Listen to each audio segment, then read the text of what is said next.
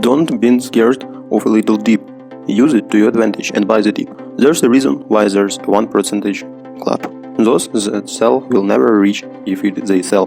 So hello everyone, please subscribe and let's get right into the video. So 70% of people give up after one dip. 25% of people give up after first bear market. 5% of people never give up. Now you know why only 5% end up winning at all. So 25% of people give up after first bear market and 70% first dip and also give up. But the point is, if you want to be successful, if you planning holding ship a year, so I think it's obviously that better never give up at that point. Not financial advice, but it's interesting point of view. So until cryptocurrency is accessible to people for non-investment purposes, the market growth runs the risk of stagnation. With success comes a survivor bias, the logical error of concentration on people or things that made in past the selection process while overlooking those that did not, as well as potentially a superiority complex integrated in those who survived. This has led to a preponderance or financial products in crypto because of their successful thus far, but a paucity of products and marketplaces for real trade. Entrepreneurs in the blockchain space do not cater to what was supposed to be the most common class of user, and those who do often end up shipping products that fail at commercialization. So blockchain and financial economy, and again, so it's a very interesting article, but I think we needed means that winners of the early blockchain product era were mostly financial products, which found their customers among the money-chasing asset appreciation as they swap from currency to currency. There were also the only products that provide interfaces that didn't force the user to interact with the chain directly until they need to make a withdrawal, but also had millions store their assets on the exchanges instead of protecting themselves with native wallets. So in fact, blockchain's focus on the financial economy has been so disproportionate that we basically abandoned a real economy in tense. So most crypto products target the same financially minded user. Yeah, and this is true, I can agree with that. But if you look at virtually any well-funded product in the space, it is in one way or another focused on providing solutions for speculators. Most of the industry is competitive for the exact same attention. Yeah, but the point is we're seeing before our eyes the growth and maturation of decentralized finance, the introduction of non-fungible token and the growth of decentralized exchange, for example. So from a product perspective, it's extremely important to follow how the industry develops as a whole. Yeah, it's obviously very important from the product perspective and from the huge investors, huge institutional, who's going to buy a huge amount for cheap, so this is really important.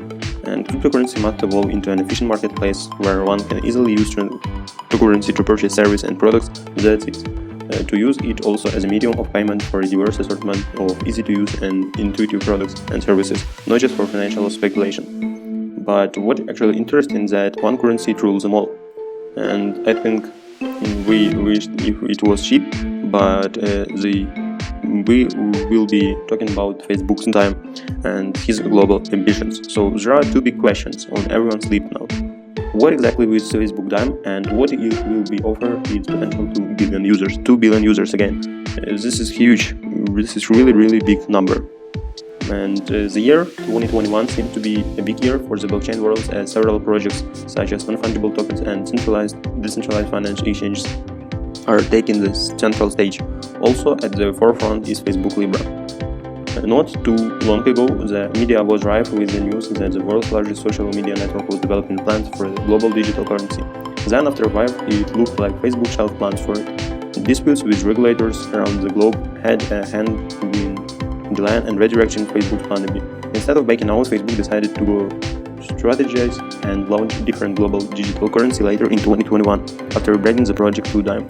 So what actually is Facebook Dime? Facebook Dime is soon to be launched, and it's very important because it actually can show us the potential, a lot of potential for all of the crypto coins, especially for sheep, especially for many amount of coins and about their utility. And the point is that Facebook Dime is soon to be launched permissionless payment system based on blockchain technology.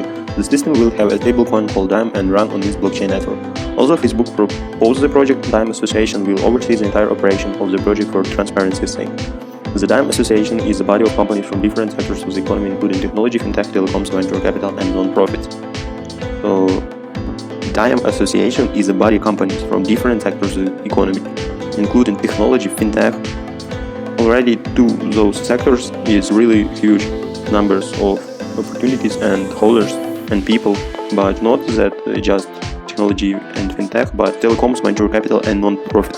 So this is very huge products from Facebook, and initial coin Libra was not decentralized and neither is Dime.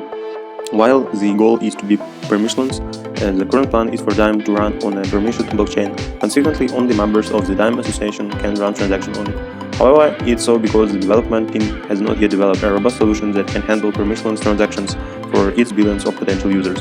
Enthusiasts are hopeful this will change as soon as the project develops in the pipeline.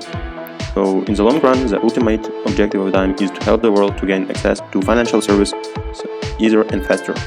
And this is actually quite nice for users, but we will be seeing what it can be. The United States dollars, the euro, the British pound, and major fiat currencies will back up the Dime project. If the project gets approval from the United States regulators, Dime will function as a full-scale central bank that runs on blockchain technology. As you probably know, this is nothing like Bitcoin and others. So it actually shows us a lot of potentials for crypto coins, for crypto projects, for crypto market, for all of that things.